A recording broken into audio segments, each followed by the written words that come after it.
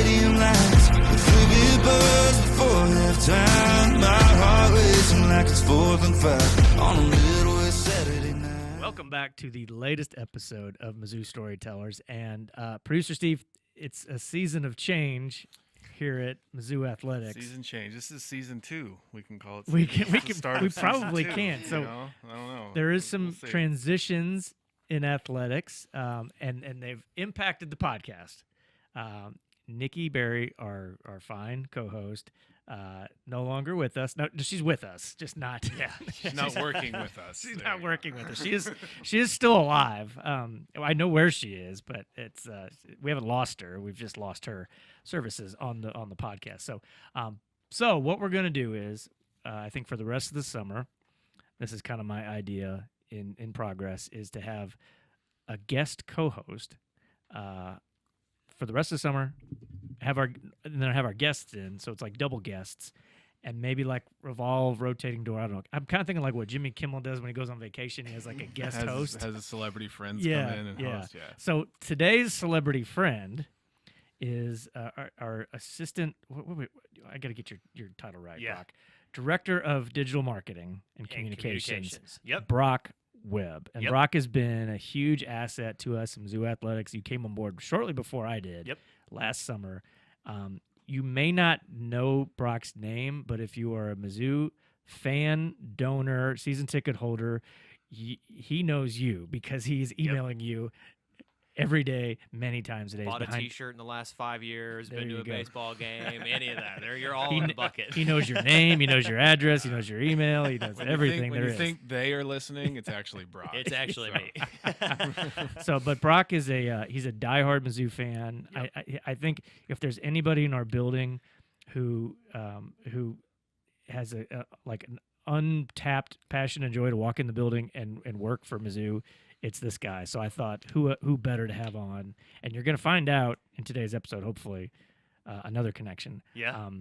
But I thought it'd be perfect to have you on Yeah. and to talk about Mizzou a little bit. It's a little risky having me on as the first guest co-host, but it's a pleasure to be on. And yeah, I bleed black and gold. Been a Mizzou fan my entire life. Parents have been season ticket holders for 30 years, so Yeah. it really is an honor to walk in the halls every day. And I'm like a kid. I smile every day when I walk into work now. He really does. It sounds corny, but like he does. Like it's not. I don't get the sense he's really working. So Yeah, no, it's fun for me. we could probably just like take away your salary and just say, hey, come and work. Come in and play around today on the computer. I And, still have a wife. I guess you have to bring it up with her. But your lovely wife Amanda, who I've gotten to know a little bit. She's Yep, awesome. So yep. we're happy to have you here. You've been here longer than I have. So I'm excited and happy to be your teammate over Yep. in the arena. We're not going anywhere. No. So, and neither is we're the locked and podcast. loaded. Neither is the podcast. The show must go on. So I think we should just go right into today's guest. I'm really hoping that this is a good one. I think it will be a little be bit awesome. different from what we've had on with our administrators and head coaches. So Brock, let's go to our guest. All right. This episode of Mizzou Storytellers on the Inside Mizzou Athletics podcast is brought to you by Shelter Insurance. Ranked number 1 in customer satisfaction for auto insurance in the Central Region by J.D. Power 5 out of the last 6 years. We're your shield. We're your shelter. He's a Tiger. He's a father. He's a special teams guru. He's an Italian. He's number 27. He's a true son. He is Brock Olivo, and this is his story. Welcome to Mizzou Storytellers, Brock Olivo. Thanks, Dave. It is great to have you in here. Great to have you in the studio. That we introduce everybody that way. It's kind of embarrassing. It gets things a little awkward at the beginning, but we try to encapsulate who you are in a nutshell, and then we crack open the shell and we let it all spill out over the next hour or so. We got to start with an introduction here. This is Brock Olivo and this is Brock Webb, so this is going to be confusing for me probably. I'm going to have to direct some traffic here between the two Brocks. Between two Brocks. Between two Brocks. Yeah, there we go. he's definitely the smartest of the two Brocks. There's no Maybe question. so. You're smart, You haven't Brock. known me for long, so I You're guess smart, we'll Brock, figure and it I'm out. Brock. Now we have to make it clear. Your first name is not actually Brock, is it? That's correct. That's correct. It is James. It is James. Now, how did I know Brockman is your middle name? Brockman's my middle name. And how did yes. you become known as Brock then? So when I was born, my mother's grandmother, so Okay. my great grandmother, was named Brockman. That was her surname. And my mom and her were like, they were thick as thieves, the Yeah. best of friends.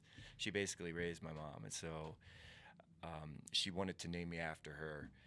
But in the Italian tradition, my dad had to give me his family, his first name, right, James, right? So, or which was part of, that's not his first name, but that was one of the first names that was passed down from generation to generation, James. So it had to be in there somewhere. Right. So they called me James Brockman, and then my mom always had it in her mind to call me Brock. Okay. So So no one calls you James? Nobody calls me James. I will say this: when I'm in Italy, when I'm traveling overseas or anywhere outside of the country, it's on my ID, it's on my passport and whatnot. So people call me James. It's easier for the Italians to call me James. Anybody who's a Latin speaker, it's just easier than to say Brock. There you go. It doesn't flow very well, but James flows better. If this conversation gets confusing, I'll just go to James, and then it'll make more sense. Now, speaking of introductions, so this is your second year now on the football staff here, and your role as a special teams analyst. Correct. Can you tell us what exactly that entails? Yeah. So the term analyst is kind of a misnomer, I think, fellas. The job description is basically in my case is I assist Coach Eric Link on a daily basis with his daily duties. So I do most of the clerical work behind the scenes, like paperwork, computer work, making cut-ups, and all the work that basically an assistant would do, a normal special teams assistant would do in the office. But then where it's different is on the field, we're limited in what we can do. We can't have one-on-one instructional time with the players, etc. But I can still help. I can help Coach Link him on the field, and I can help other coaches on the field, and I can help set up drills and this and that. So but you're limited. Yeah, exactly. More similar than you thought. Well, there you go. And after your playing career, obviously, I guess we should, if somebody's listening to this and doesn't know who Brock Olivo, the player, was one of the great players in Mizzou history, number retired. We'll get into all of that. But you joined the staff, was it the spring of 23? Correct. Okay. Mm-hmm. So Brock Webb joined the department in the spring of 23? August 23. I joined in late August 23. Yep. So we're all, what happened after Mizzou hires the three of us? We have the best football season in more than a decade. Yep. So I'm saying it's not a coincidence. Good luck charms. Good luck charms. There we go. So that's maybe why we're here all together. Okay, now, Brock Olivo, I didn't share this with you. This is a surprise. Before we get started, we have to uncover the connection here. And I think it speaks to your iconic status in Mizzou history. This was strategic to have Brock Webb as the host. And, Brock, you're going to explain why. Yep. So this is going to be fun. So I am a third-generation Mizzou graduate. Okay. My parents met at Mizzou together, and they have been season ticket holders for 30 years. And so in 1996, I was born in September of 1996. Okay. My parents were looking for a name to give their firstborn son. And in true bleed black and gold fashion, they decided to name me after their favorite football player, who just so happens to be Brock Olivo. Oh, How about that? That's almost a tearjerker, Yeah, man. I told you. Oh, I told you. wow. I cry. Yep. Dude, that How about that? that tugs at me right here, man. Yeah. That's really cool. And That's- then 6 weeks after I'm that, honored. Yeah, 6 weeks Wow. after that, I went to my first Mizzou game, which happened to be Mizzou versus Oklahoma State for homecoming, Where you won it was a Tiger in victory. overtime, It was a Tiger victory. 35-28. That's right. So maybe I'm a double good luck charm. Yeah. Who knows? I'm feeling this now. There you go. I'm feeling this. No, this is Yeah, good. yeah. I'm glad we hired him. Very glad. I mean, Yeah. your parents could have named you Corby, Corby Webb There's or plenty of That's names true. on the Devin roster, Webb. That's Yeah. true. There were a lot. Barry were a lot of ways Webb. they could have gone. but Yeah, there was yeah. only one Brock. Yeah. How about that? How about Dang. that? Yep. And now there are So- two. I Yep, like it. there you go. So Awesome, man. Yeah, that's I thought when we were thinking powerful. okay, we want to get Brock on the podcast. Who can be the co-host? I'm like, how about the guy who's literally named after Yeah, him? there you That's go. no, that's powerful. There you Yeah. Wow. So I bleed black and gold all the way through, even so much that my Well, parents named me after you. Big hug to your mom and dad. Yeah, yeah. Big hug. I have to meet them then. Oh, they'll be happy to hear that. Okay. I mean, they still have season tickets. They're Oh, gonna yeah, be they here in do. the fall. Oh, yeah, they do. Done. They're still here every home football game. Oh wow. Every single one of them. Okay, How about cool. that? Yeah. That's I'm looking forward to that. That's a story from Mizzou Storytellers. We Darn we right. just did one right there, didn't we? Yeah, a whole story. How about Yeah, that? yeah. Wow. All right, so Awesome. Brock Olivo, we'll let you recover from your Mhm. moment there. Yeah. It's It's kind of grew up in St. Louis before you moved. Grew up in St. Louis, and then when did you move to Herman? correct. Yeah, Dave. So we lived in St. Louis until I was about 4, Yeah, and then moved to Herman, and so I started kindergarten Yeah. in Herman actually. yeah. Awesome. And you, Wine country. dad played college football. Dad played for the University of Miami, the Yeah. Hurricanes, and then played for the St. Louis Football Cardinals. Right. Was a quarterback here for 3 seasons, and then he backed up Jim Hart back in the day, and Charlie Johnson, those guys, and then he had a motorcycle accident the day before training camp, going into his 4th year. Wow. It was a sad story, sad deal. He tried to make a comeback, blew out both his ACLs and Man. tried to make a comeback, and just couldn't do it.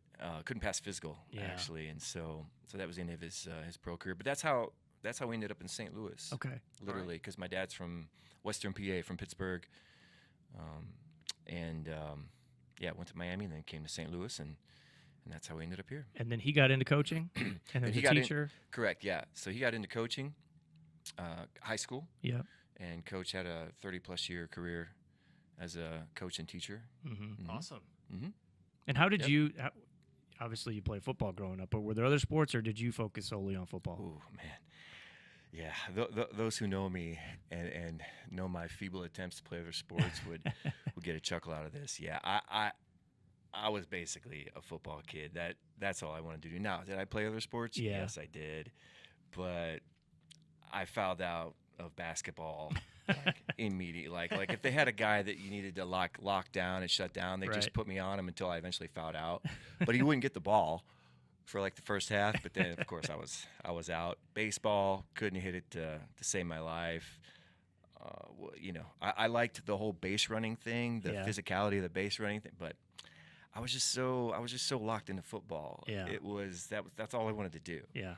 And where I grew up in Herman, actually, there wasn't organized football until 9th grade. Oh, so wow. we were, but guys, if you would talk to anybody who grew up or who just lived in Herman during those years, I mean, they would tell you there was a band of kids playing football in the park all the time. Yeah. And my dad, being a coach, he would bring home used equipment, and we were running around in stuff that was way too big for us. But by gosh, we were playing ball. Like I was organizing football games, and Yeah. it was awesome. And that's how we did it in a small town like that. Yeah. And then when it got to 9th grade, man, It was on. it was on. Game we were on. in to go. Game on. How was growing up in Herman? It was great. Yep. Never had to lock your door.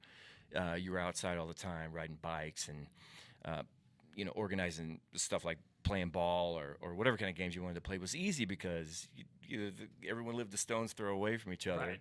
And then you had all, the German Fest. You had the Oktoberfest and the Yeah. Mai Fest, so it was full of tourism, and so you saw everything under the sun as a kid growing up. Yep. Yeah. Right, the effects of too much wine and that, but which was fun. It was fun to us to see Right. that stuff happen. It was just crazy, the crazy tourists, but it was festive. It was a really cool town to grow up in. I will say that. Super I neat feel town. blessed. Yeah, I feel blessed to have grown up there and experienced that. Your high Mm-hmm. school career kind of takes off then, and you're like running for 5,000 yards or so. Did you? Yeah. What point did you kind of figure out? Okay, I might have a future in this. I could play at the college level. Yeah, so it's funny. So growing up, I was kind of I was a late bloomer, let's Yeah. say, typical late bloomer. Fictional character was my idol, Rocky Balboa. So Right. of course, like from a very young age, and of course, my dad being a coach, and my cousin and my uncle also played in the NFL. They played in the NFL for a long time. They had really long, prosperous careers. And so I grew up in that atmosphere, and for me, the idea of not making it to the NFL just didn't exist. Mhm. I knew it was going to be a long road. I knew it was going to be a battle for Yeah. me, but I knew, and this is thanks to my father, I knew that as long as I had in my mind that I was going to outwork everybody, right, and do what I had to do, and let sort of my my love for the game guide me, man. I knew I wouldn't be stopped. Yeah. So I'll never forget. So I get beat in a race in 7th grade by this kid who was bigger and faster than me. Yeah. He was. And this is before I discovered the weight room. And I came home, and I was down and out, man. And my dad said, okay. He's like, don't worry. He's like, I got something for you. So he came back the next day after school when I got home. Well, he got home later than me. So I get home, and I'm waiting for my dad to get home, right? And he brings home this poster, and he puts it on my bedroom wall. And I still have it. It's in a box in my mom's house, but I still have it. It said, and it had a guy on there who was sitting on a bench. I'll never forget. He's sitting on a bench in a gym, in like a dirty old gym. He's got chalk all over him, and it's after a hard workout. And it said, when you're not training, someone somewhere is, and when you meet them, they will win. Right? So I never forgot that. He put that up on my wall, and that's what he said. He said, you think about this. Yeah. You leave this here and you think about this. Yeah. Okay. If you want to beat him someday, right, you're gonna have to subscribe to this. Yeah. And that's what I did. Yeah. And so from that day forward, I had it set, in my mind that I was gonna outwork everybody. It's gonna be the only way that I was gonna make it. Yeah. I digress, but That's awesome. But yeah, so I played my first 2 years at Herman High School, and then we moved to Washington, Right. and then I transferred high schools to St. Francis Borgia, Yeah. where I finished my high school career. And Awesome. Coach Smith is just settling in here Yes, at Missouri. correct. And I think I was his second or third player to commit his first year here. He was making his rounds. I never forget he came into the house with You Curtis told me this Jones. story, and I love this story. It's a great story. Curtis Jones, who was the running backs coach at the time, Yeah. former Mizzou player, father of the great Corby Jones, Right. St. Louis product. So I was excited. I was like, here comes Curtis Jones, running backs coach. Here comes Larry Smith. Wow. Coach of he was a well-known coach. I mean, he Right, just came from USC, Yep. Arizona. He was known for rebuilding programs. It was like the Pied Piper got to town. Yeah. A lot of excitement around that, and so they were coming into my house, and I really literally it's funny to hear Coach Jones, rest in peace, talk about it. But like I was sitting on the edge of my chair or of the couch, and I just remember my dad a couple times had to be like, dude, just relax, like everything's cool, like you don't like they haven't even offered you yet. Right, and I was just like chomping at the bit. I wanted to get going. Yeah. But I'll never forget shaking Larry Smith's hand, huge hand, and like a great presence, right? Yeah. Big old school coach, Bo Schembechler tree. Right. Like this was an old school legendary college football coach. Yeah. Right, and then there was Curtis Jones, former player. Great college player, played in the NFL, was going to be my running backs coach. I like fell in love with those guys, man, immediately. Yeah. I was all in. I was Yeah. all in. And really, honestly, fellas, regardless of who would have been sitting there, had it been Bob Stoll or Gary Pink, the coach who followed Larry Smith, I'd have gone to Mizzou. Like, Yeah. had they offered me, like, Yeah. I knew where I wanted to play football. I wanted to play for my home state. Yeah. For me, it was a matter of pride. Right. Right. There was never, ever a doubt where I wanted to play football, what helmet I wanted to wear. So Yeah. That's awesome. yeah. Did you ever have any other offers from anywhere else? I did, but I didn't take any visits. Right. Like I literally told everybody, no, like I'm good. I'm not taking any visits. I went and visited some campuses my junior year. Okay. But after Coach Smith got hired and after I met him and Curtis Jones, that was it for me. Yeah. It wasn't even That's awesome. wasn't even a consideration. And you get to campus, you're part of the deal right away. I mean, Yeah. you're playing, Yes. and you're part of the mix as they're trying to turn things around, Yes. building that offense and trying to figure out Correct. an identity. What was that like to be part of those early stages? Correct. Yeah. So it was quite a culture change because prior to Larry Smith, there was the Bob Stoll era, which was, a very potent offense. It was kind of the spread before the spread. Right. They were playing 10 personnel or 11, but they had tight ends like A.J. Afadali, who got drafted in the NFL, was a really prolific receiver at tight end. And so, and Jeff Handy, who threw for a lot of yards and touchdowns here, he really did. They just didn't win any games or enough. And so it went from that to 21 personnel right away. Yeah. And we were running downhill out of the I formation, option.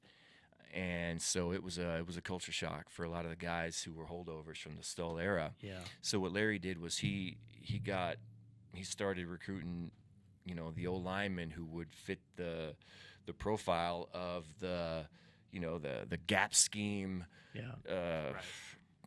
triple option type style, play action off of that, and so the roster had a makeover as well. The running backs were different too. He was recruiting bigger downhill type backs like Devin and Ernest and we were really fortunate to have the holdover in Ron Janes, the Rhino, who became one of the nation's best fullbacks of that style of fullback. Really, he did. And so it was cool. It was a culture change. But to answer your question, Dave. Yes. So when I got here, training camp was quite different, I guess, from what it had been in the past. Larry took us to Wentworth Academy, and it was Spartan in a word. The barracks. I mean, we were literally living in barracks, and the facilities were just the minimum, stuff that had been there from probably the 20s.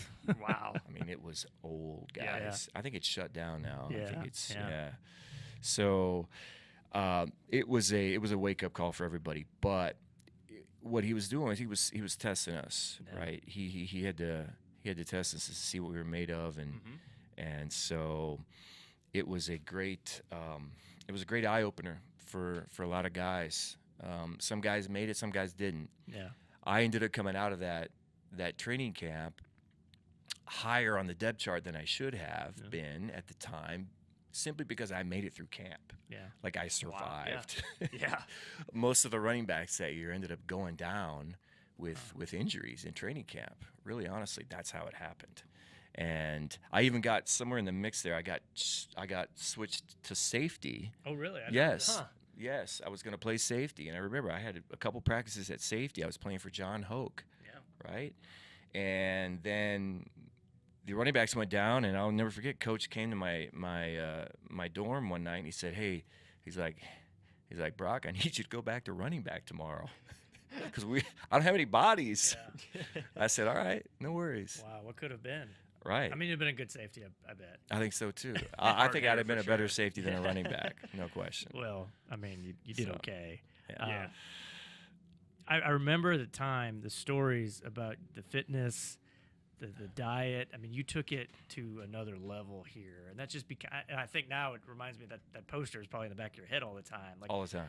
How extreme was it compared to what the average teammate college football player Mizzou was doing at the time, and maybe even compared to what guys are doing now? I mean, how seriously you took that? Yeah, I did, Dave. And so a couple things happened. When my class got here, I mean, we could see too, like, most of us came from winning high school programs, right? Or we had success, and you could just, you can recognize culture when it's good, right, and when it's not. I mean, we knew what we were coming into, but we embraced the challenge. And most of us were from the state of Missouri. Yeah. My freshman and then the year after me as well. That class, most of those guys were from the state of Missouri. And we embraced the challenge of turning this program around. Like, it all growing up through the 80s, and Dave, I know you remember this. Yeah. And your parents can attest to this, Brock. Yeah. Mizzou was the doormat of the Big 8 Conference. Oh, yeah. And I was a Missouri fan, and I just remember hearing even my classmates, growing up, like, "Oh, Mizzou's terrible. Why would you?" And they're Illinois fans, or they're Nebraska fans, or they're whatever. And I was tired of that. Yeah. I was tired of that. Yeah. And so when we got here, it was was embraced that, okay, guys, before we make it out of here, we're going to turn this thing around. Like, and I wouldn't have it any other, like I refused. Like we were going to make this happen. Yeah. But to do that, we had to do stuff that was extreme. Yeah. Like we couldn't just go through the motions and go through the workouts that were on paper administered by the strength and conditioning staff, or do what was given to us by the coaching staff, X's and O's, Y's. We had to do more. We had to do more than what's expected. And that's actually one of Coach Drink's sayings, and it's one of our goals, right? Yeah. And so that's what we did. And so, but I took it a step further. Like, if Dave Tobe were here, who was the strength and conditioning coach at the time, who's now with the Chiefs, like he would tell you that, he a lot of times would have to say, "Hey, look, Brock, you're doing too much, man. Like you gotta stop, you gotta slow down."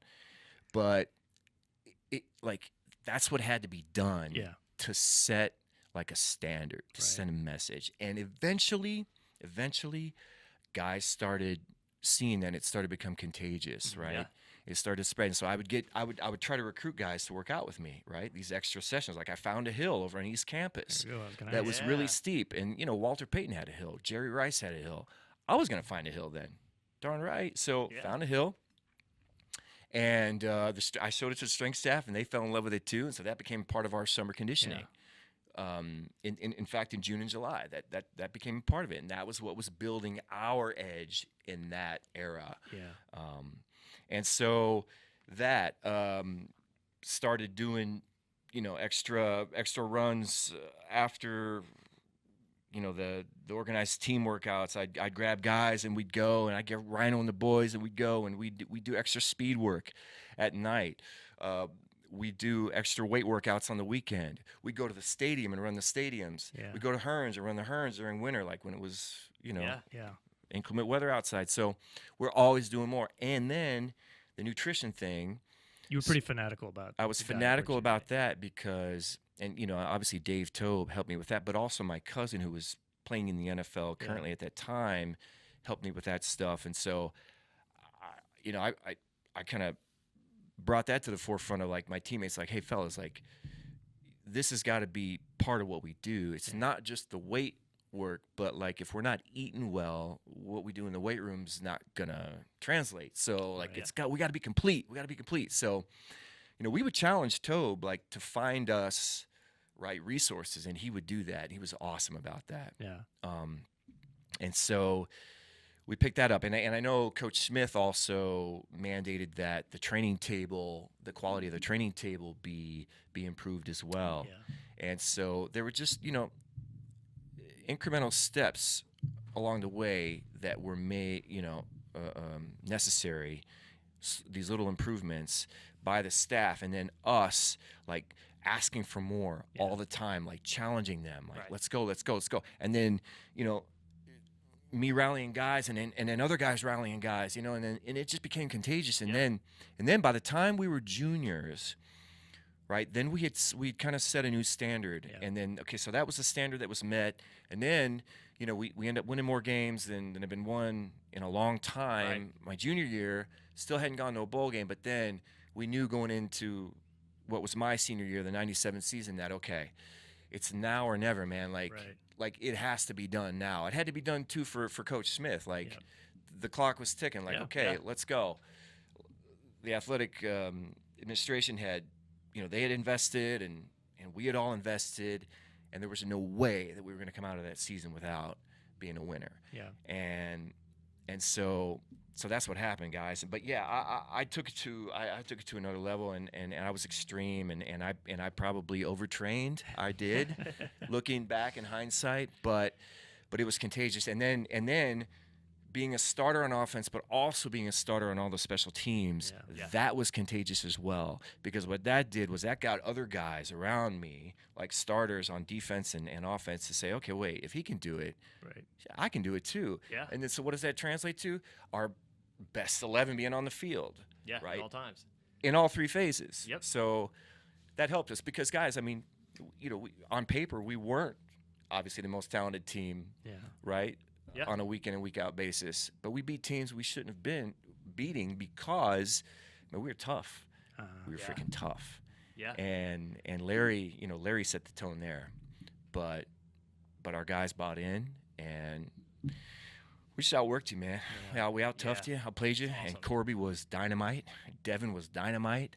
Ernest was dynamite, and we had a pretty salty defense, man. We were undersized, but man, we could run and hit, and our special teams were pretty darn good, man. Yeah. So Yeah. it was good stuff. Tiger fans, say aloha to Hawaiian Bros, where the island-inspired flavors are positively delicious. You'll love favorites like huli huli chicken, luau pig, and the delectable Dole soft serve.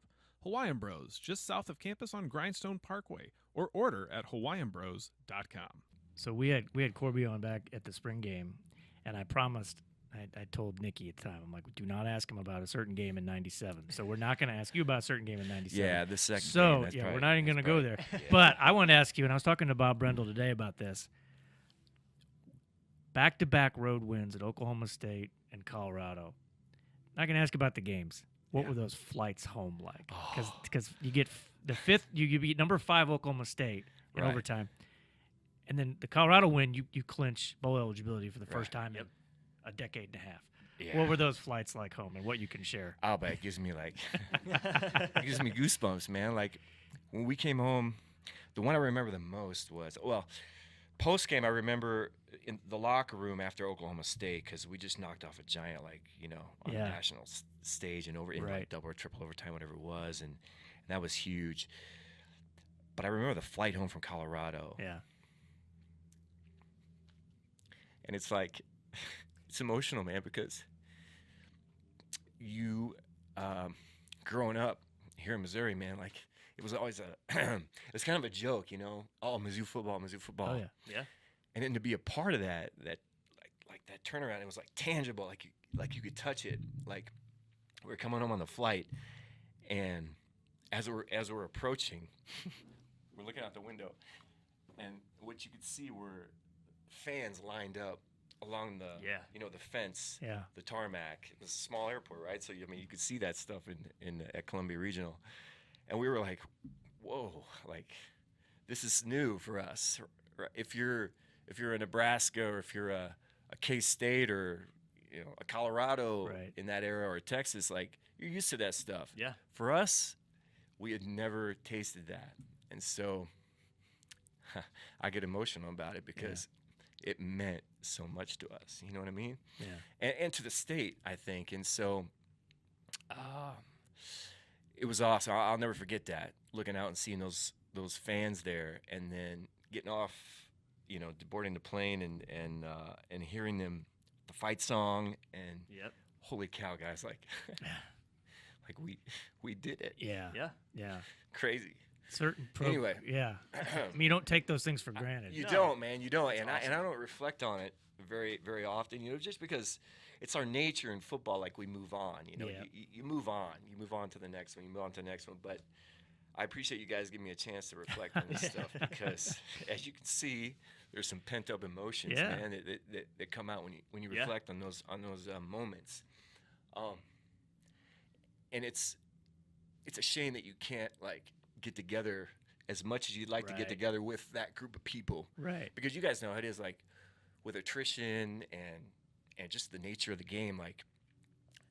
No two teams are ever the same, Right. right? So Right. you'll never be with that group of people again. That was a special group, Yeah. because we kind of broke the dam and got through, Yeah. right, after such a long time. Yeah. So That's awesome. Yeah. Yeah. That's a super cool story. yeah, cool You- story. You break the rushing record that year. What I gotta think that what you experienced on that flight home and seeing, the fans and everything, the team, that meant more to you than individual accolades. But you finished your career near the all-time leading rusher at Missouri. That had to mean something. Yeah, it did. And I always deflect, Dave, because growing up a coach's son, Right. right, you know to give credit where credit's due. And so I just remember my dad always emphasizing the importance of, hey, man, you always give credit, to your offensive line. Yeah. Man, when you're doing an interview, anytime, this is going back, to high school. And so, yes, that rushing record was broken, but I mean, Devin could have broken the rushing record. Ernest could have broken the rushing record. Right. Any of those guys could have. Corby could have, Yeah. for crying out loud, right? That was a reflection of how darn good and tough our offensive line was, Yeah. and Rhino. Yeah. You know, I mean, and so, yeah, that to me is just that's a reflection of those guys. Yeah. Yeah, 100%, man. So after college, you can talk about the NFL as your dream, but you go undrafted. Yeah. And was that you and I visited about this when Cody Schrader went through the same very similar scenario, ends up signing with the same team you signed with. Yeah. You know, what a coincidence. But you're in San Francisco for a little bit. What are you feeling at that point? You're still dead set, know you're going to make it, or is the doubt creep in at any point? The doubt never crept in. Yeah. It never did. And it may have been because I was fortunate to have, like I mentioned, you know, I had my father who played in the NFL, and he went undrafted as well. Yeah. But he made it. And then both my cousin and my uncle, though, were pretty, they were pretty highly decorated players coming out of college. Yeah. They were both drafted. But they'd both also been cut in their career, as happens to guys. And so they were able to prepare me mentally about, okay, this is a process. This is what's going to happen. If you're an unsigned, you know, free agent, this is the mountain you're going to have to climb. This is how steep it's going to be. This is what people think of you. This is what, really, honestly, the personnel staff, when they sign an undrafted free agent, this is really what's going on behind the scenes. This is, okay, you're going to go in, you're going to be last on a depth chart. You're going to be last on a depth chart on special teams. You're going to be, you know, they may or may not even know your name, really, honestly. Yeah. Right? Yeah. So knowing that kind of stuff and knowing that I was going to have to make plays in preseason games, like you get 4 shots. And, you know, and you could make plays back then you could make plays in practice, and those were taken into account because, I mean, you were doing 2-a-days, fully padded, scrimmaging live, and so you had a lot more opportunities to make a team, honestly. So all that stuff that they prepared me for, and then obviously I was always going to be the first in line. I was going to be the hardest worker. I knew that going into that. I was not going to let anybody be in better shape than me. And every time that I had a chance to win an individual battle on special teams or in, you know, pass pro, blitz pickup, et cetera, I was going to make sure I won that battle. Yeah. And essentially that's what happened. And I ended up sticking with Detroit week 2 of my rookie year. So I got signed to the practice squad in San Francisco, and then Detroit plucked me off the practice squad, and I was active there for the rest of my career. Yeah. And so I never looked back. And it's because of my play on special teams, right? That was it. And then, you know, just my cousin helped me out immensely. My cousin was actually on the Lions. Oh, yeah. Okay. So it's a pretty cool human interest story. My Awesome. first cousin, I mean, that's my father's sister's son. So like a brother to me, growing up, you know, Christmas holidays together. What was his name? I'm blanking. Scott Kowalkowski. Oh, okay. All right. Yeah. Okay. So my uncle Bob Kowalkowski, Right. who married my aunt, played for Virginia and then played for the Detroit Lions for 13 seasons. Wow. Yeah. He was an Scott was a offensive lineman, Okay. and then my cousin was a linebacker, Okay. correct? Gotcha. Yeah, and a special teamer. My cousin made it on special teams as well, which is what, I mean, that helped me a lot. He gave me obviously a lot of insight on what to expect and such, and so it was really fun to play next to him. Yeah. You know, all those That's years awesome. in Detroit. Yeah, it was awesome. It was awesome, truly awesome. Your rookie year, I think Barry Sanders was still playing, wasn't he? Barry was still playing, and we were locker neighbors. Yeah. There you go. Yep. He was number 20. I was 26, so we were right next to each other. Uh-huh. Of course, he had an extra locker in the middle. That was all his. You're like, yeah, I led Missouri in rushing. I don't know about you. But Barry Sanders was the humblest, nicest guy in the world. You know, most veterans back in the day made the rookies buy breakfast and do all these crazy things, but Barry was just chill and respectful and nice, and he would help you out when you needed help, with the playbook and ask you how your day was going, man. He was just a really good guy. I'm really fortunate to have that experience. So your time in the NFL ends, but you're not done with football. So is that when you decide you go overseas, or where did that fit in? Yeah, so when I came back to football was, yes, when I went overseas, Dave, and what I wanted to do, I really originally went overseas to just kind of get to know my Italian heritage. Yeah. I was looking for my dad's family. It's really what I was doing, because none of us had been back in over 100 years. Mm-hmm. Wow. Yeah. And so I was like, all right, I'm gonna go find these people, see if I can track them down, and try to figure out who we were, my ancestors were.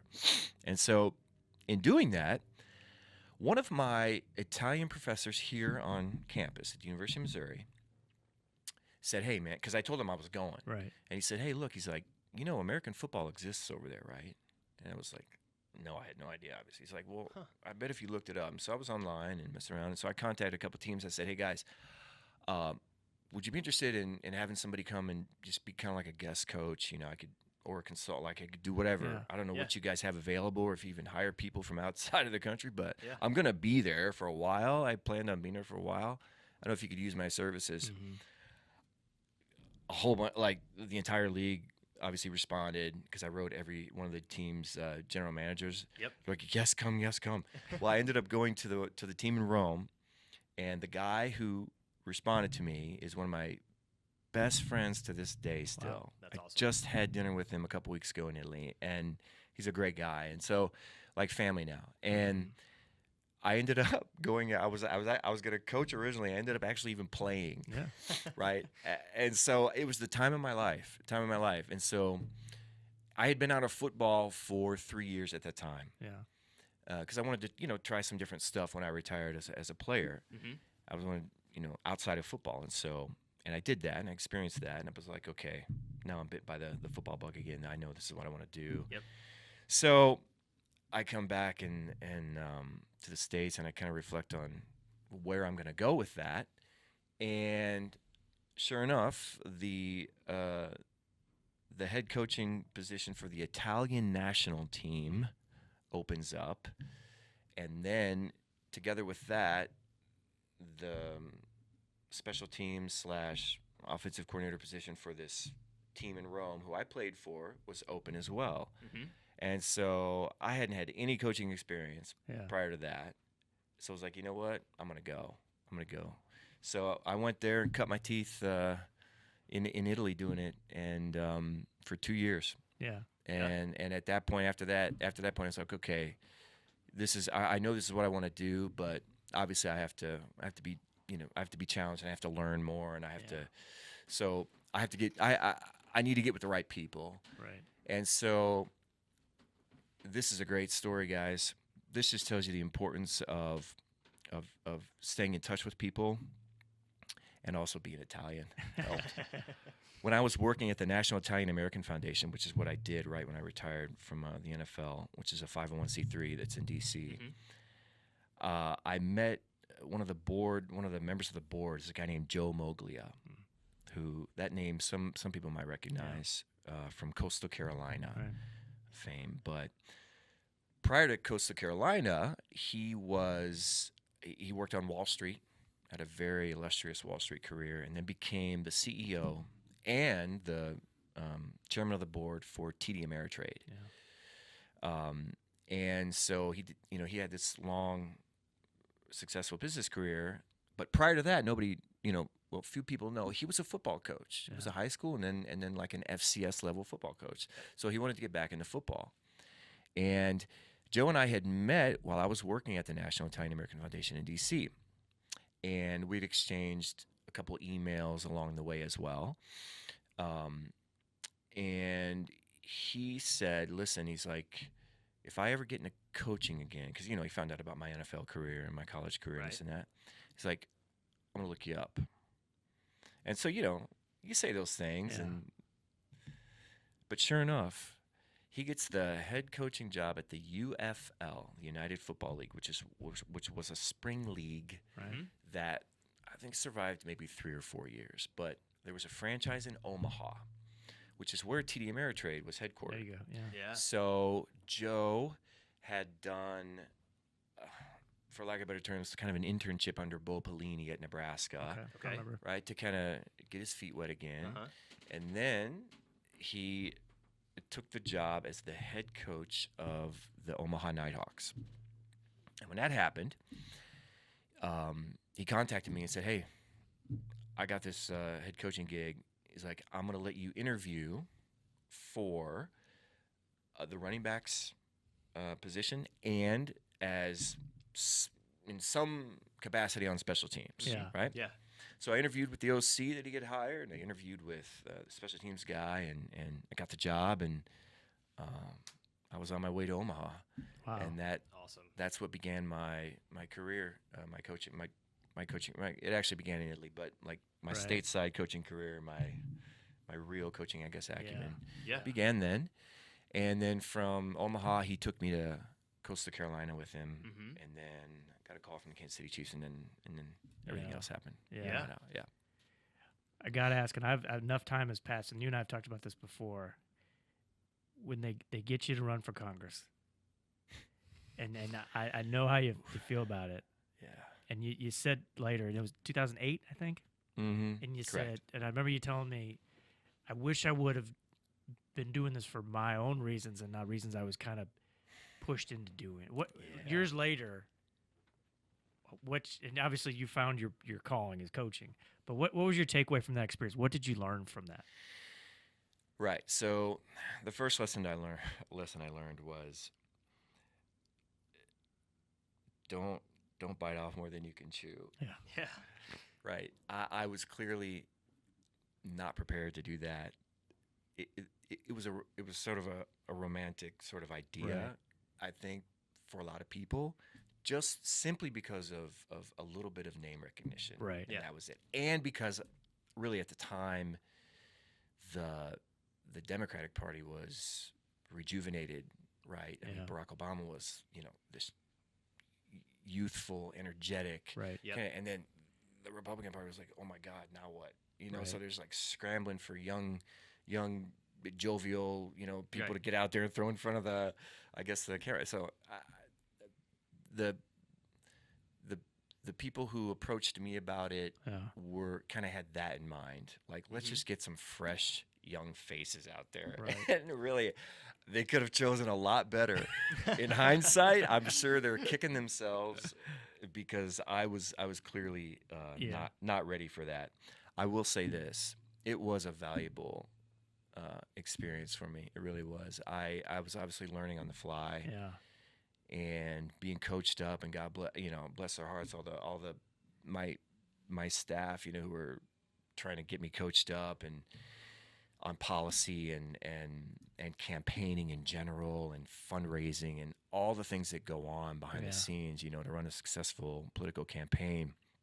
Not to mention speaking and whatnot. I had so many gaffes and just hiccups along the way. It was really embarrassing, but looking back in hindsight, it did kind of toughen me up a little bit Yeah. from that point of view. Like, and you learn about our political process here, and it's cutthroat, and there are a lot of things, obviously, that everyone would, maybe perhaps want to modify or change and Yeah. whatnot about it. Because at the end of the day, a lot of times, sportsmanship, me coming from sport, I had sportsmanship in mind. Like, Yeah. I wasn't gonna, they're like, you want me to say what about her or him? Well, what do you mean? Like, I don't even know them. Yeah. Yeah. Like, why would I do that? Plus, like, as a true, like, sportsman, like, you want to shake hands. You want to say, hey, man, good game, man, Yeah. like, Yeah. great job. Right? Yeah, you want to kick their ass. Right. There's no question. But you want to do it with integrity and Of course. the right way. And so it wasn't for me. It wasn't for me. Yeah. 360 degrees. It just wasn't for me. I could see in your mind though. Here's and I'm speaking for you, but this is how I think maybe you're analyzing this. I didn't play organized football until 9th grade, and then I became the all-time leading rusher at Missouri. I go undrafted, and I I churn out this NFL career. Who's to say I can't do something? Yeah. Like, I'm the ultimate underdog. I'm gonna enter this thing and win it. Yeah. And that's your mindset. And Yeah. then, but then you realize this is not football. This is Yeah. different. Correct. Yeah, I was way out of my league. I was outmanned, right? I was Yeah. outgunned, and so. But Dave, yes, that is what I was thinking. That's who you of are. course. So you're That- Rocky. That's who Yeah, I you am. know? Yeah. Yeah. I accepted the challenge. I said, okay, yeah, I just show me where to punch. Like, Yeah. show me who to hit. Show me Yeah. where to run. Like, what's the deal? Yeah. Well, But just proved to be an insurmountable. I mean, it takes balls to do something like that. Yeah, so it does. years later, I still admire that you People did say it. they've done I mean, that. who's even tried that? Yeah. I could think of some other words, some other adjectives to describe myself for making that decision. But I won't. I'll spare you guys. Yeah, no, it's part of your story, man, and like Yeah. it's part of the comeback. Then is then you get into coaching and you're an NFL special teams coordinator, and Yeah. that's I feel like that's probably where you felt like, okay, this is what I'm supposed to be doing. Yes, it did. Yeah, absolutely. When I got that opportunity, I was that was like the height of my career. That feeling, and that's where you always yearn to return to that spot. And so I'm fortunate for that. I'm really fortunate for that. I'm also, and I'd be remiss if I didn't mention, like, I owe a huge debt of gratitude to Eric Link, who's our special teams coordinator here at Missouri, for taking a chance on a guy he didn't know from Adam. Yeah, I just come out of the woodwork and say, hey, can I work for you? And drink, obviously, as well. But Yep. but Link is the person who actually interviewed me face to face and took the time to try to get to know me and figure out what I knew about game, ball, and how I could help if in any way. And he took a chance on me, and I'm just I owe a debt of gratitude to him, because it's not only for the football piece, guys, but he gave me an opportunity to come home. Yeah. oh yeah, Which is, in coaching, that's unusual if you think about it, right? It's most of the time they choose you. yeah, You don't choose them. Right. And Yeah. so you don't get to choose where you're going. You choose the opportunity. yeah. Right.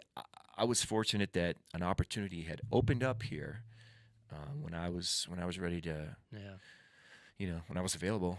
And so, Full disclosure, when you were going through that process, I talked to Eli because he knew I knew you, and I said, "You're not gonna find somebody who wants to be here more than Brock." Right. Like he'll be a tutor. He'll be your whatever role you have. Like, he wants to get his foot in the door.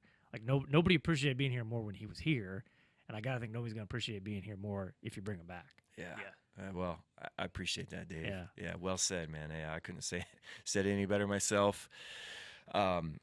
So, yeah, I had to mention that because I think about that every day. Yeah.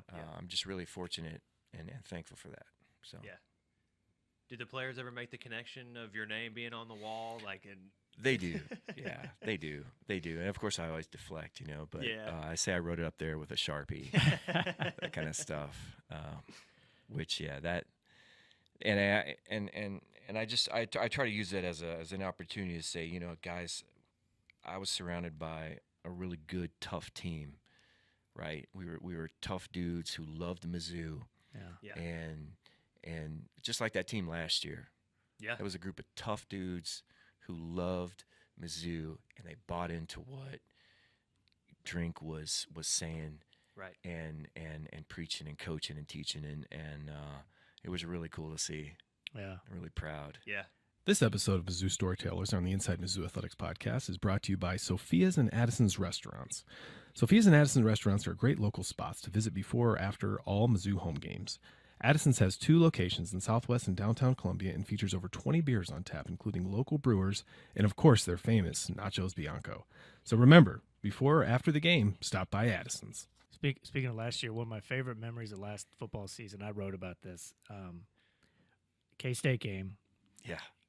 madness on the field. Right. Fans are everywhere. Nevis. Immediately. We're trying to find Mevis on the field, and I bump into you, Yeah. and your daughter I have was my with daughter. you. Sophia, your daughter's with you. How Yes. old's Sophia? She's 15. Okay.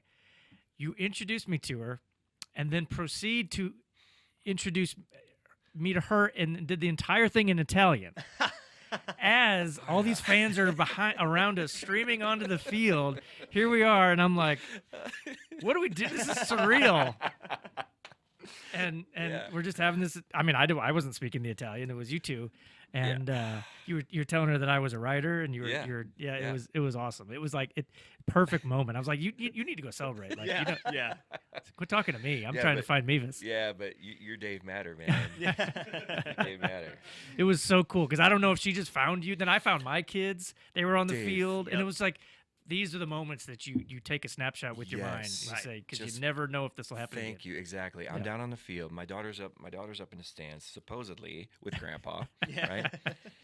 And I'm down there, and I'm trying to call her. Yeah. I was Good like, luck. Right. Yeah. Good luck. No So no service. answer, no service. No. All of a sudden, I hear that, or I feel this this small but like bear hug Yeah. on my back. Right. Uh-huh. Somebody jumped on my back, and it's her. And I said, "How did you find me?" I don't know. She's just out of her mind because Yeah. in Italy, like that never happens. Oh yeah. Right. Yeah. I mean, for her, this is like she's in a film, Yeah. Yeah. right?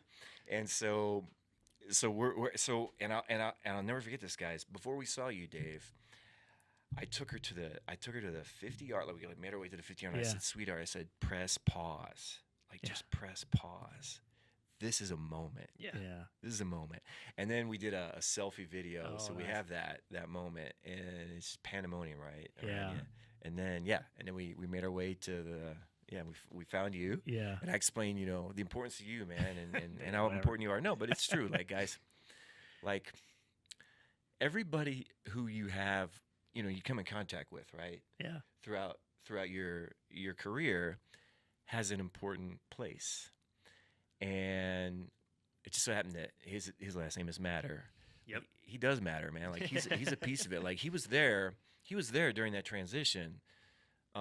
He saw he experienced the dark days of Mizzou, but then he was also there during the transition, the Larry Smith era, and then the Gary Pinkel era, which took it to a completely whole nother level. Yeah. But that to me, like I don't take that lightly. Like he was there, like we were there together. Yeah. Like that to me, that's important to me. Yeah. It really is. Yeah. So, yeah, you do matter, man. You really do. Stop. This is not my. Sorry. This is not my appearance. Well, I'm going to deflect. You know me. Okay. All right. We are going to go into our rapid fire now. We've had enough tears here. Yeah. I think you yeah, broke I'm Karowski's sorry. record for the most tears on the podcast. Well, He what's also Karowski cried. crying about? He got all sentimental about his son and Teddy Bridgewater. It was all Okay. something. But we right, did that's not fair. expect that. That's Okay, fair. 5 questions. Your favorite meal in Colombia, not necessarily your favorite restaurant. Your favorite meal in Colombia. Okay.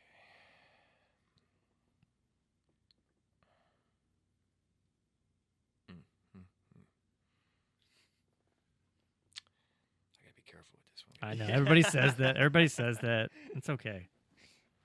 We have sponsors, but it doesn't. It doesn't matter. D-Rose smoked wings. Oh, there you Yeah. go. Okay. All Sorry. right. That's my guy. Brock Yeah. Webb, jump in these if you want.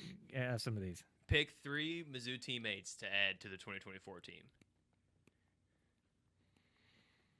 My teammates? Yes. Yeah. If you could bring them back, put them on this year's team. Yeah.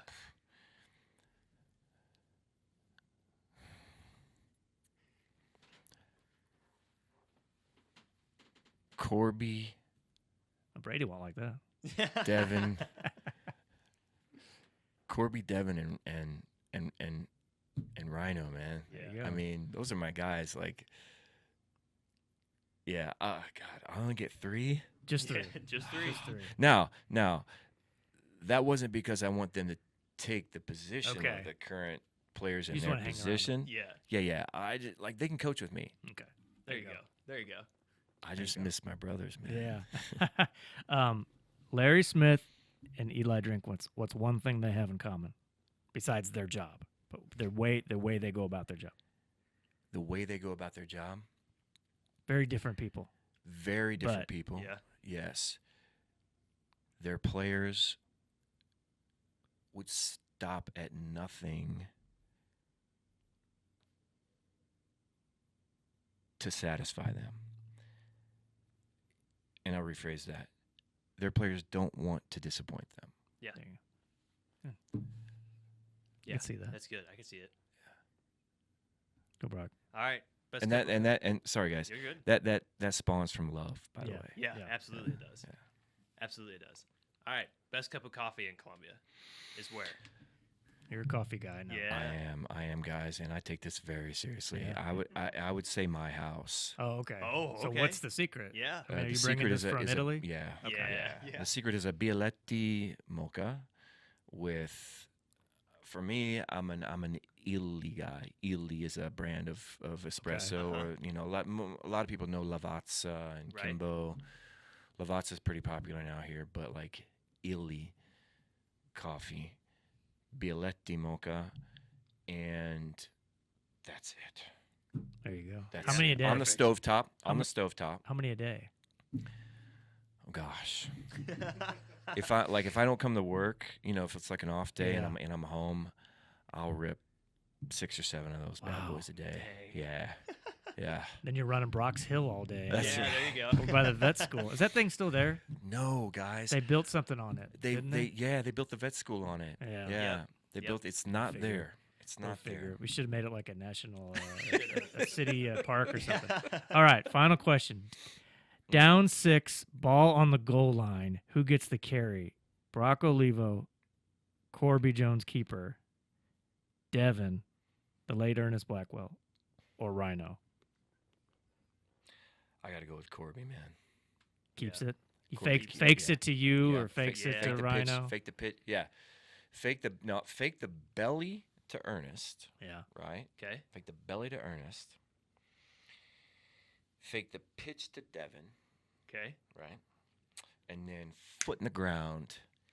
And how much was it? What do Goal we need? line. Oh, Goal it's goal line. Goal On line. the touchdown. Take it on the end. Yep. Foot in the ground. Corby was not gonna be stopped Yeah. down inside the 5 tight red zone. Man, Yeah. he was. Yeah. You guys, we're done with rapid fire. I have one Nasty. question. You guys, were you close as teammates and got closer later in life? That's always kind of my perception. Not that you weren't close as teammates, No, but yeah, Dave. No, that's fair. That's fair. And Corby would say the same thing. We did. We became closer later in life.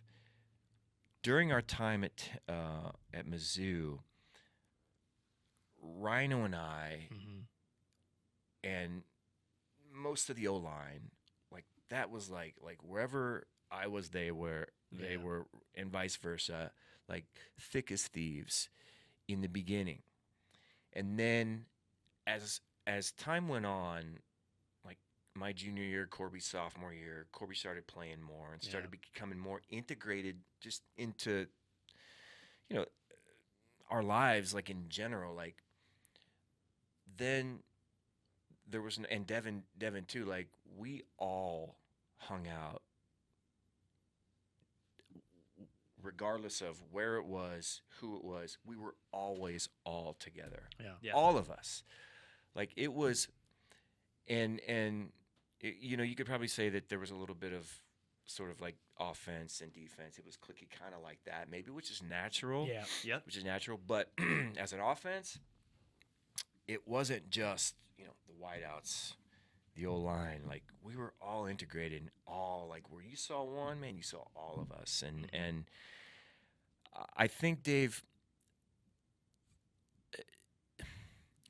I was so close to Rhino and Mike Morris and Big Todd and those guys that like and Corb, Corb was a much better student probably than most of us as well. He had that going for him as well. Otherwise, Miss Gwen would have Yeah. But as we got older though, and especially my senior year, man, we were all inseparable though. Like we became like a band of brothers, man. It was like because we had a special thing going and we recognized it. Yeah. And then of course, I left. Obviously, Right. I go to the NFL, and Corb, stays and does his thing, Right. law school and all Mhm. that, and we just naturally, kind of separated like that. But then, years go by, and we reconnected, and I recalled how important he was, to me, and vice versa, and then the whole football thing was kind of like an afterthought. It was just, that brotherhood, Yeah. man, that Yep. that It's awesome. bond. His father was my position coach. We just we reconnected, and he's one of those guys who I reconnected with after football and became closer to probably than anybody I was really close with during my years here at Mizzou. Like Yeah. Corby and I are, I mean, we really are truly like brothers now. Like it's a cool thing. That's awesome. It really That's is. cool. Dev's so far away. Dev lives, he lives far away Yeah. now, and so he doesn't get back often. Yeah. Yep. Fortunately, Rhino is now here. He's Yeah. in the area. He's in St. Louis, so I see him all the time. I see Big Todd, Big Mike, Cliff Smith's around, Jay Murchison, those guys. I saw Shad Chris. You remember the name Oh, Shad yeah. Chris? I saw him Yes. down. Yeah, I saw him down in Dallas Okay. for the Cotton Bowl. Like anytime we get a chance, Brian Craycraft, who was Oh, right, you remember him? Yeah. Justin Wyatt.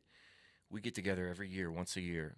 Wow, that's a group. Yeah, we do. Yeah, that's awesome. Where is Cauldron Off Easter these Called it days? off Easter's down. I want to say. I always love that name. Yeah, he's either. I want to say it's Mississippi or Louisiana. Okay. He was a talker. Somewhere that. Yeah. You're talking. He was tough. Now. He had some characters in that Yeah. secondary. Yeah, Harold Piercy. You remember Harold Piercy. HP and Wade Perkins. Wade Perkins. Yeah. Wade Perkins. Yep. That's some good players. All right, That's so right. that wraps up the last ritual we have here. Is you got to plug your name up. You got to do Oh. it. You got to come up here, Okay. thumbtack, find a space. Some spaces cleared here in recent weeks. No comment. Gladly. All right. So here, I'm just gonna put it right there. Over Mike. Mike. We give each other a lot of. I tell you what, I'm gonna put my name right next to Dave's and under. Under Coach Smith. Because Coach Smith is a guy who, if I could come back and be any other type of athlete and play for any other coach, Yeah. I'd want to play for Yeah. Ryan Smith, man. Yeah. Your picture's about the same age as his picture too. Yeah. He sticks with that. Yeah. That No, late that. '90s mugshot. Yeah, no, and I don't blame him. No, but to me, he's like the archetype Yeah. of what a head coach should be outside of football. Yeah. Obviously, outside of football. Absolutely. Well, hey Brock, this was awesome. We're glad we got you in here. We talked a couple weeks ago in Moberly and said, hey, we need to get you on the podcast, Yeah. and here we are. I'm glad we could do it. We could talk all day, man. We actually could. And gentlemen, I appreciate this, Dave. It's fun to be able to have a chance to reflect on the best days of your life. Really, Yeah. Yeah. honestly, right? It's really fun to be able to do that, especially with a guy who was here. Yeah. Who can Right. you can remember the same things that you Yeah. remember, right? And so that's really special. So I'm fortunate. Well, Yeah. Great name. Yeah. I'm glad I finally got to meet my namesake. How about that? Well, I hope I didn't disappoint you. Oh, you did it all. All right. Thanks a lot, Brock. Thank you guys. Yep. MIZ. ZOU. You. This episode of Mizzou Storytellers on the Inside Mizzou Athletics podcast is brought to you by Raceline Alternative Energy. Raceline Alternative Energy is working for a better future in rural Missouri. They are working to restore millions of acres of native prairie plants, which can be harvested to produce highly valuable clean energy called prairie power. Visit them online at racelinealternativeenergy.com. That was really fun. I think we probably could have gone on for like another hour because Brock can tell some stories, can he? Yes, he can. Yes, And, he can. He was. I knew going in that if anybody would get emotional bringing up old stories, it'd be Brock Olivo. And then even I told you in the office today. I think when you tell him you're named after him, he might cry. He was pretty close. And he got close. He was pretty man. close. He I didn't even mention. We didn't even get into like his coaching in the NFL. He was a special teams assistant with the Bears, with the Broncos, and with the Chiefs. And the Chiefs, yep. And some of those were connections from coaches he worked with at Mizzou, Chris Tabor and Dave Tobe, obviously. And man, he's seen a lot. He's done a lot, and then he went back to Italy for a while after in the NFL. I think he got stuck over there in COVID because they were under like severe restrictions right when COVID broke out, and he was like, I remember the Kansas City Star did an interview with him, talked to him, and he like couldn't leave his apartment. So it was pretty wild stuff. So we're gonna have to have him back on and a part 2. tell more stories. I wrote a Mizzou book a couple years ago, and I needed someone to write the foreword, and I asked Brock to do it, and like he was so touched, and it was awesome how much he put into it, and like he does everything. He wrote an incredible foreword. It's so much better than any chapter I wrote in the book. It was so good. And he told the story about the flight home from the Colorado game or maybe the Oklahoma State game, and so that's why I had to bring it up today because I know that moment meant so much to him. Yeah, so you can really tell how just genuine of a guy he is just from a couple minutes with him. Yeah, I mean, awesome. I'd love to play for him. Like, could you imagine the passion he puts in, how much this place means to him? And coming from 2 Mizzou guys, it's awesome to see it is another legend and how much he puts into that. It is. So I'm glad we got him in here. We're gonna have some good guests here this summer, and he was a great leadoff for, I guess, what we're calling this season 2 of Storytellers. Speaking of, okay, she doesn't listen. She's not gonna listen. She never listened to the old episodes. I don't know if she just didn't like listening to the sound of her own voice, but maybe she will now because her voice won't be on here. But I need to say a few words about Nikki. I came to this job last summer, Brock, right after you, with the idea of doing a podcast. I needed some time to develop some ideas. It was Josh Pell who suggested I find a co-host, and he didn't have any suggestions necessarily, and I didn't know for sure. And then I started working with Nikki on some projects, and we got to be, work friends. We just worked together on enough things. I thought, what, I think she'd be perfect for this role, and we just kind of developed a chemistry, and I thought it would work on the podcast. And we did 17 episodes or so, something like that. Yeah. And it really was like that hour we'd spend in here was like my favorite part of the week. We had so much fun. We bickered a lot. Like it was like I have a younger sister, so I can't say she's like the sister I never had because my sister would not appreciate that. But it kind of was like that dynamic, and we'd be fine when we'd leave, but we would just push each other's buttons. And hopefully it made for good listening. But we had some good interviews. I enjoyed watching her just kind of take off and interview the people we brought in here. We told a lot of fun stories together, so I know we'll be able to recapture that with other hosts that we bring in here. And I don't want to get sappy, but I'm gonna miss her. I think all of us are gonna miss her in the office. I think we'll all miss her. Yeah. She was like my personal tech support. Like, sometimes at work you have like those moments of like imposter syndrome, and you need someone to pull you back up, and she kind of was that for me. So we were both at NACTA last week in Las Vegas, and one of the panels I went to, I can't even remember who it was. I think it was the media relations person from USC, and she said, when you're working in office, always have a person. Like, make sure you have your person who can pull you up when you need to be pulled up, and who you can vent to, and who you can just relate to. And Nikki was my person, so I'm gonna miss that. I'm gonna have to find a new person. Find a new person when I have no idea what I'm doing on with any kind of tech at all, because you can maybe help me with that now. Yeah, I can at least be your IT guy. But she would like, she didn't even like how I used my iPhone camera. We went over that. But yeah, we'll miss her. I don't know if she'll listen, but it was a lot of fun working with her, and wish her the best. Yeah, wish her the best, Nikki. Yeah. All right. We did ask for questions, and we actually got a few. One of them from our friend Cody Hendrickson over in the Matsy. The big college football EA Sports game is coming out in a couple weeks. Brock, are you a gamer? Are you gonna be into this game? Oh yeah, I am. You are? Oh okay. yeah, are you kidding me? The Tigers will have 10 national championships by the end of the week. Now you can't play it at your desk. No, unfortunately not. But there's a lot of time in between. Okay, well, I was into it when I was younger. My kids play a lot of video games now. Actually, my 7-year-old Will, he is dying for it. He's watched all the trailers. Oh yeah, he can't wait. He's probably more into it than my older kids. But Cody asked if you could choose one former Mizzou football player you could have in NCAA 25. Who would it be and why? What are your thoughts? I'm going straight to Brad Smith. I Oh, think okay. Brad Smith would be a ton of fun to play. Yeah, Like as the quarterback with that rushing ability, I think it'd be so much fun. yeah, he'd be good. He could. I mean, he could still fit in today's offense. Yeah, absolutely. Nothing. I mean, not Missouri's offense. That's Brady's offense. Right. But, Yeah, there you go. But in today's college football, what about you, producer Steve? Jeremy Macklin would be pretty good. Okay. Yeah. Oh yeah. There's a lot of good ones, but he would be explosive, and I'm sure he'd have like 99 speed. be Oh, pretty I'm sure. You know, you do the old school, just have him run a jet. Yeah. and Yep. just pull the audible. And How get it about going.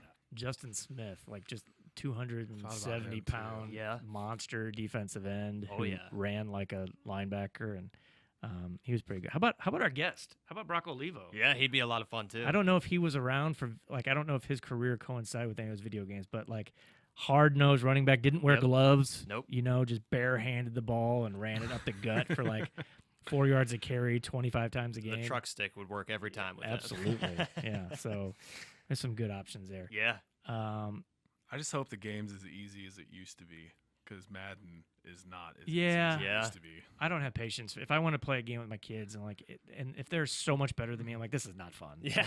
I cannot figure this out. I'm definitely better than my son, but he's only 10. Yeah. I gotta let him know Well, who's the real deal. Oh Will- yeah. Will- Show him who's boss. Will Matter doesn't punt, and he doesn't run the ball either. So it's just Yeah. throw every play and like never punt and never try field goals. So Sounds like a fun scheme. yeah. All right, Katie Martinez, another one of our friends over the Matsy. If you could describe the Mizzou brand in 3 words, what would it be? This sounds like homework. Oh yeah. Thanks, Katie. It's a good question though. It is a good question. Uh-huh. 3 words. I mean, I think bold is a good. Bold's great. That was Is one a of good mine. way, Damn, yeah. Brock. Yeah. Sorry, I had to steal No, that it's from you. good. But I would say bold. I mean, another word. Man, it's a tough question. I like innovative. Yeah. We got to do things innovatively around here. Yes, we do. I think we're gonna keep doing things innovatively, like have revolving co-hosts for a podcast every week. Yeah. I like modern. Modern's a good one too. There's a lot of talk about the modern model of college athletics. Why can't that be us? Yeah. Scrappy, feisty. Scrappy. I can do Yeah. scrappy. It fits right in with our guest Yes, today. it does. Yeah. Nobody was scrappier than Brock Olivo. If you follow Mizzou Twitter, I think you know that they're pretty feisty. They're pretty. Yeah, I know you do. Mizzou Twitter is something else. We could maybe have some. No, I don't want to say we should have Mizzou Twitter folks on as No, guests 'cause here. then you'll have everybody messaging you tomorrow. Oh, we don't need that. No, I take that back. Can we strike that from the transcript?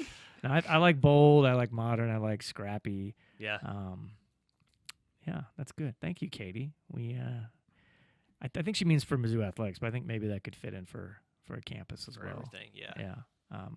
Our brand of gold is very bold.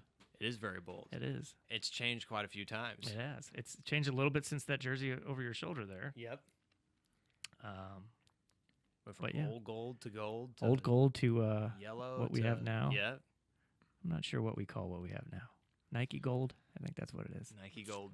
Yeah, I know the CMYK.